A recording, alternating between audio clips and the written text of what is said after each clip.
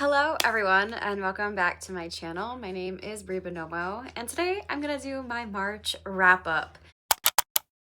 This is the video where I talk about all the books I read, the things I wrote, and some personal life tidbits if you're interested in what I do when it's not being filmed. So as always, I'm gonna start with the books I read. So in the month of March, I finished 5 books. And to be honest, I was kind of shocked by that. And then I realized that I basically had like 3 novellas in there. So it makes sense now more why I finished the amount I did. Plus I finished a novel that I had started in February. So in totality, I really only read one novel-sized book to completion that I started and finished in March. But anyway, let's start talking about them. So the first book that I finished was The Demon Tide by Laurie Forrest. This is the 4th and penultimate book in the Black Witch Chronicles. And I'm not gonna lie, this one hurt me so much because it just did not live up to the hype. I became obsessed with this book series. Like the first book was just so well done. It had a romance, but the romance was kind of like a subplot, and the world building, the discussions on race and theocracies and how religion can be so extreme. All of the good things that I loved in book 1 and pretty much for the most part carried over to book 2 and 3 kind of felt like it went out the window in this book, and I'm not really sure why. I don't know if the author was just influenced by the current romantasy trend, but it felt like that's exactly what this book wanted to be. It wanted to be a romantasy after establishing that it was like a very intense, like deep dive into all these extreme and important topics in the first few books. So yeah, I didn't like it as much, and I was really heartbroken by it. I'm hoping that maybe like the 5th book will pull it all back together again, because I think we all have those books where we just don't jive with in a series sometimes, but it just spent too much time focusing on literally every character getting into a romance. And truthfully, I don't even care about some of the characters. I could care less. And I would rather observe it through our main character seeing it happen rather than being in some people's heads. It just got really weird to me. So yeah, I can't really spoil the plot more than that for you guys, because I do still think it's a worthwhile series. Up until this point, I still have to read the 5th book. It just came out this year. That's on my list to read next month. But what I will say is this is a story that follows Ellerin Gardner, who is a descendant of the Black Witch. This was pretty much the most powerful mage in all the land, and she used her magery to pretty much demolish and or enslave other peoples that didn't align to their beliefs or that were seen as unpure or, disgusting creatures. And Ellerin is coming up where the next Black Witch should be rising soon, and she is unlearning all the harmful rhetoric that her church and her people have believed for all this time. And I love that premise, and the first book was so good because of it. So yeah, like I said, it just felt like a lot of that rhetoric, it still stayed. There were still conversations in the 4th book, but it took a back seat to all the romance stuff. So yeah, anyway, that was my read. That was the first book I finished of the month, and yeah, I was definitely a little upset about it. Then I finished Adrift in Currents Clean and Clear by Shannon McGuire. This is the 10th book in the Wayward Children series, and the series follows different children who have gone through a portal to another land. Due to whatever they were going through on Earth, they felt that they didn't belong or that something they had to escape. Therefore, a door presented itself to them, and they went through and had these adventures. But most of the time they end up coming back to our world and they feel lost, and that is where the Home for Wayward Children comes in, because the mistress there will take them in and pretty much help them reacclimate or maybe find their doors to go back home. And this one was so good. There was a lot of great representation in this book, as there always is, I think, for this novella series. But we had adoption representation, disability representation, and the disillusionment with the adoption process, that people aren't always exactly who they present when they're adopting children, that they may not realize what they are getting into by adopting children.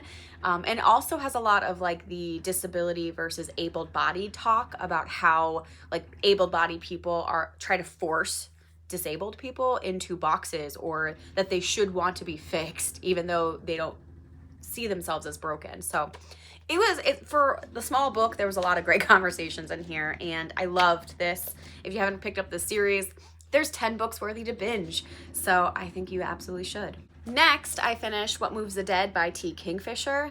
This is my first T. Kingfisher novel, and I picked it up because it was a novella, it was horror, and it was a retelling of the fall of the House of Usher. All things that checked all the boxes for me. So I was really excited and a little disappointed that I didn't feel as strongly about this book. I don't really have strong opinions either way.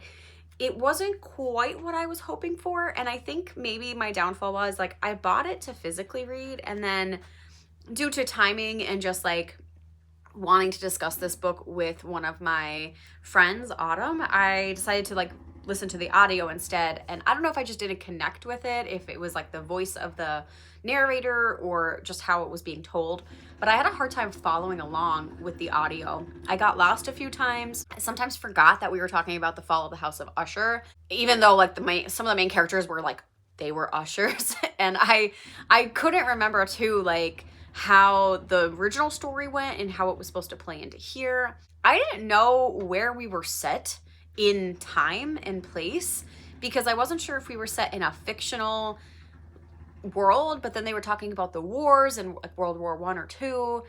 And then I realized that they have a fake country that this main character is from in our timeline. So it just got really confusing for me, and I therefore really didn't form a quick opinion. I found myself near the end like just trying to get through it.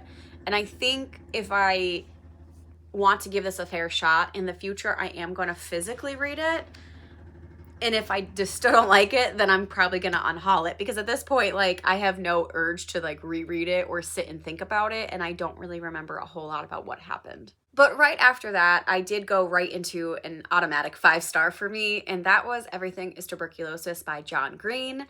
I have not bought a physical copy of this, and I'm kind of wondering if I should because I really liked it a lot, and I feel like annotating it would have been a really nice thing for me to do. But I did buy the audio on Libro and listen to it, and it was just so informing.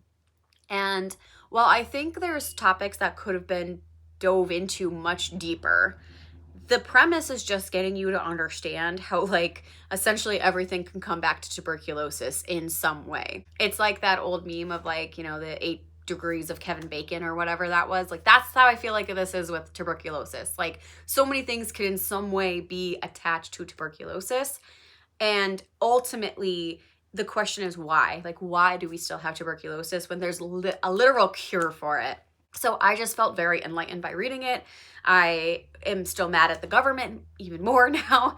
And it just like makes me mad for, you know, the people who have all this money in the world and aren't using it to actually help people. So I recommend it. It was absolutely a wonderful read. If you know more on this topic, it may not be something new to you, but I really didn't know much at all about this, so I learned a whole lot. And last, we finished the month strong with Sunrise on the Reaping.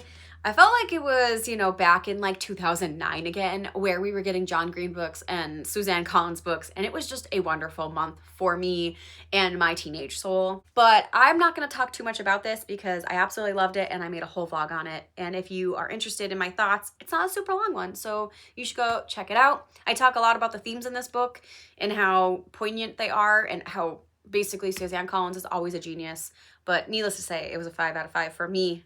I love this, and I will read anything Hunger Games set because I know that there's a reason Suzanne Collins is writing it and not just for being a cash grab. And those were all the books that I read in the month. So let me know what you read down below, and also let me know if any of the books I talked about have been on your TBR or if you also read them recently. I'd love to know. So next we are going to move right into the writing, which is a little bit embarrassing for this segment because I didn't write anything. So it's been a weird month, and I'm not going to share details yet because some things are going on in the background. But basically, I started the month off with editing my novel, and I edited the first like 3 chapters, and my intention was going to be to keep editing it, you know, and I'm not necessarily saying that I won't get back to editing it, but there's some things going on. And what I will say right now is that I went ahead and made a query package. I spent a lot of time and a lot of effort and very, very squished together hours of like, okay, I'm giving my all into making my query just a little bit stronger, to making a synopsis, to getting my first pages set, to making a log line. Like I did the whole gamut. The only thing I really didn't do was like go through all agents and stuff like that I still want to query, but I did all of that. So like things were happening. It's just not exactly the order I expected them to be in. And like I said, I'm doing some things in the background right now, so I won't be talking about that today in this video, but there may be future videos coming out about what I'm doing, so stay tuned if I've piqued your interest. But yeah, it was kind of exciting to try to gather all my stuff to basically have a query package ready to go. Who knows how it's gonna be, but I feel good. Like I felt good making these things, and I really think my query letter was even stronger. If you guys are new here or you haven't watched my writing videos, a couple months ago, like I was getting really defeated with my novel, and like I was having a hard time pushing myself to edit the second draft. So I took a break and I wrote a query letter. I think my video was like, when in doubt, write a query letter. So I'll link that below or up above or wherever. But I wrote that query letter. I pitched it to the Reddit pub tips, and people have varying opinions on doing that. Personally, for me, it's always worked out in my benefit where I've gained knowledge and figured things out for myself. But they can be definitely harsh. But when I pitched it there, I ended up getting pretty good feedback that I then tried to implement, and then I entered a query contest for my query letter. I was a semifinalist. I will leave that experience somewhere as well. And I ended up being a semifinalist. I got eliminated before the finalist round, and they did not give like direct feedback. They gave a rubric. But even so, I tried to apply the 3 rubric scores I got and figure out how I can make mine just a little bit stronger again. Long story short, I edited all that with the feedback I got, and I think my query letter is extremely strong now. In my personal opinion, I guess the jury is still out there, but just given that like both Reddit and the query contest obviously saw promise with the ones that I had before, I feel like it can only be better now. And I think I hit like my last line, like the theme of my book, like so solid. So yeah.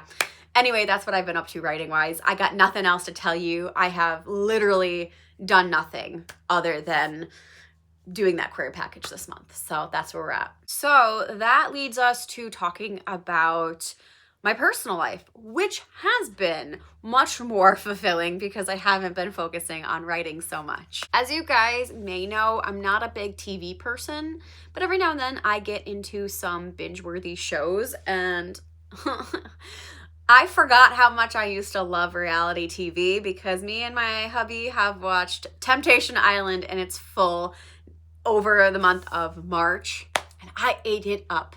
It was so fun. Also, it's nice because I didn't intend to watch it like for book research, but if you watched my last vlog, I did talk about in my self-care vlog how I wanted to do kind of like a reality show haunted house type of book next, and it was really great to watch it and be like, oh my god, this is exactly what I want my show to be like, but instead of romance, we're in a haunted house. So yeah, it was a fun time. I had so much fun, and honestly, I was so invested. I ended up watching a 3-hour podcast interview with some of the cast afterwards because I was like, I need to know some more tea. Like, I need to know what's going on. So that's how deep I was into it. Let's be real. It was so fun. And if you need just like a binge-worthy, like mindless show to watch, I recommend it. It's on Netflix. Outside of that, I'm not going to say much, but Severance wrapped up and it was excellent. It's kind of crazy because I watched the first season like 2 years ago, and it really wasn't being talked about. And I kept telling people, like, you guys gotta watch the show. It's so good. Like, your mind is gonna be so melted by the end of season 1, but you gotta watch it. And now, like, I'm so happy people are catching on. Like, the amount of memes and TikToks I'm getting, like, finally people are invested in the show, and I'm so thankful because I need to see it through.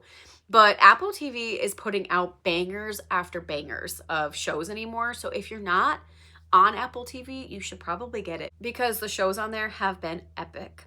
Speaking of, we also continue watching Mythic Quest, which I'm so about. I'm not enjoying it as much as I did in the first 2 seasons, but it's a really quick show. It's only like a half hour each episode, so it's enjoyable for that reason alone.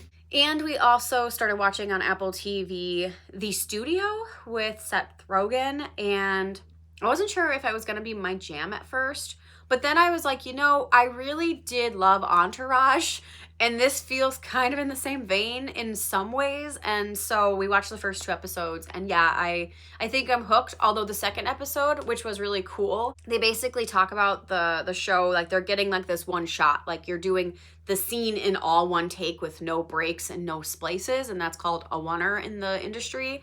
And I thought it was really cool how they also filmed the show. The whole episode was one shot, which is fucking impressive, I'm gonna say. And it makes sense because the first episode was like 45 minutes, and then the next episode was only like 28 or something, or 23. And I was like, huh, that's a weird jump in length. But it makes sense when you're doing everything in one shot. That episode though gave my heart so much anxiety because I was like, everything going wrong in the episode was making me so anxious. And I'm like, oh my God, please make it end. Please make it end. So thank God it wasn't longer because I don't think my anxiety could have taken it. But yeah, the shows on Apple TV are excellent. So go forth and watch some of them.